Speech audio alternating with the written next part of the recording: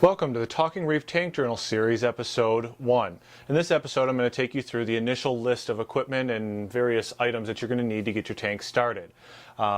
If you're interested in more information about this show or this series, or if you're interested in becoming an advertiser or sponsor of this series, please head over to talkingreef.com for more information. To get started, obviously the first thing on our list is going to be the tank in the background here. You should be familiar with that, and you should already have that picked out, so I'm not going to touch on that very much.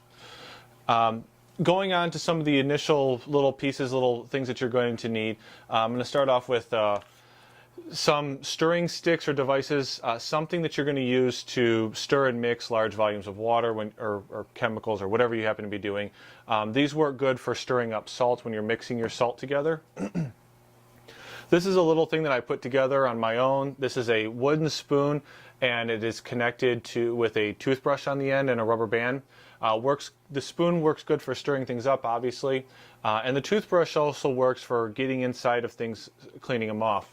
Having the long handle allows you to get deep inside tubes, hoses, connectors, stuff like that, cleaning it out. Also, people with U-tubes for overflow boxes will appreciate it, because when you reach down in there, it'll bend and help you get those hard-to-reach places in there. So just a little something that I came up with. Either way, toothbrushes, something to stir, also all very beneficial. A fishnet. I think this is pretty obvious. I don't think I need to go into too much detail. You should have one. Something else that I have here, this is something called a mag float. This is a magnetic device, connects inside the tank here. It's got a Velcro, hard Velcro on one side, and a soft felt on the other side. Good for cleaning up the tank and stuff like that, cleaning off the glass.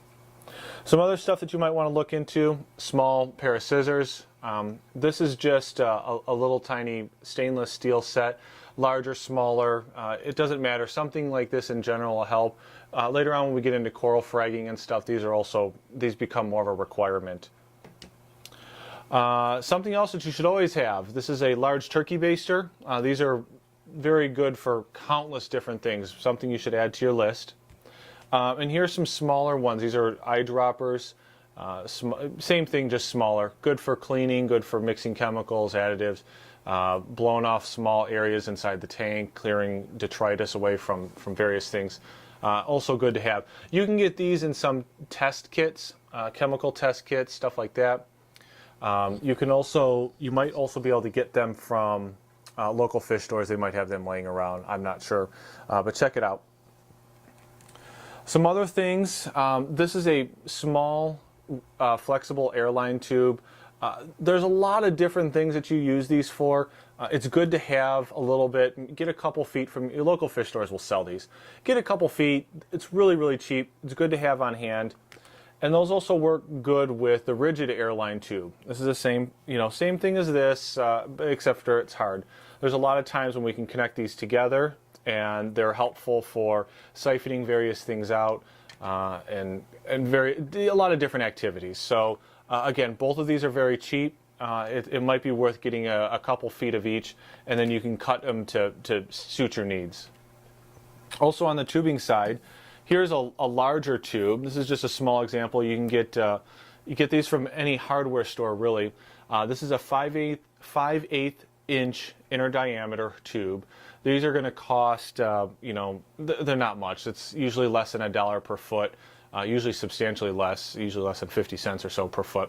You can get these from a hardware store, get a couple feet of it. Good for water changes, siphoning the water out. That's primarily what I use these for. So something good to add to the list too. Some of the other things that I'm going to talk about are measuring cups. I've got various different sizes of measuring cups that you can see here. Let's start off with the largest one. I use this for feeding and mixing large amounts of additives or anything that needs a larger volume. I use this. This is 2 cups total. Very helpful. The next one down, this is a 1/2 cup measuring cup, perfect for salt mixing because I usually do a 1/2 cup per gallon of water. So that's good to have in there. And then this is a smaller one. This is a teaspoon. You can use teaspoons, tablespoons. Good for measuring out smaller amounts of food, additives, chemicals, so on and so forth. Having a full set of measuring cups for your fish supplies is really good. You can get these pretty much anywhere. Grocery stores, good place to start to get that type of stuff. Moving on from the, one other thing, you want to have a large dedicated pitcher, whether you're getting water from a spigot on your RO filter, or you're mixing some large amounts together, or transferring, whatever it happens to be, a large pitcher is very helpful to have. You want to make sure you have one that's dedicated for your fish stuff. You don't want to get soap in it. You don't want it to get caught up in your dishes in your sink when you're washing, because that can cause problems. So moving on from there, we're going to talk about some electrical, well, non-electrical components, kind of. The first thing I'm going to mention here is a TDS meter. This is actually a portable TDS meter. I talk about the inline ones more in the RODI filter video episode at talkingreef.com. You can head over there for more information about RODI filters, TDS, how to use the RODI filters, which you should have, and that's a good thing to add to this equipment list. And then how you set them up and use them and all that stuff. There's also a lot of episodes where we talk about TDS in general. I'll try to put all this information at the website for everybody. This is just a portable TDS meter. You turn it on, you stir it in with the water, and it gives you a little digital readout. Helpful because it's portable and you can take it around. Also good if somebody that needs to borrow one, you have one. Something else, this is another more complicated device, non-electronical, but still, this is a refractometer.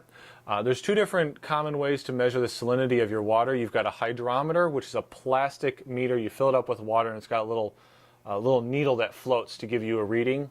This one's far more accurate, and what you do is you put a couple drops of water here, and close it down, hold it up to the light. You look in through this end, and it gives you a reading inside there that you can read. This is the best way, auto temperature compensating. It's going to give you the most accurate salinity. Virtually no maintenance, whereas refractometers, you do have to take care of them, and that's talked about in a few of the podcast episodes. So this is definitely something worth checking out also. They're not very expensive, well worth it, especially if you're doing a reef tank, because they're even more sensitive to the salinity. Another thing I want to mention, just real briefly, this is a GFI outlet. This is an electrical plug. You want to have these anywhere around your fish tank. Make sure you talk to an electrician if you're not familiar with where to put these or how they work, but something that you should have in there to prevent shortages, fires, stuff like that. Standard heater is also a good thing to have. These are, there's various different sizes, strengths, wattages, I should say. Make sure you check out the one that fits your tank. Whether you get one or two is up to you, depending on the size of the system and how you set it up. This specific model is made out of a hard plastic, not a glass, which means that it's basically shatterproof. You can run into problems removing these if they're out in the air for too long, and then you put them into a cold bucket of water or something to start heating up your salt mixture before you do a water change.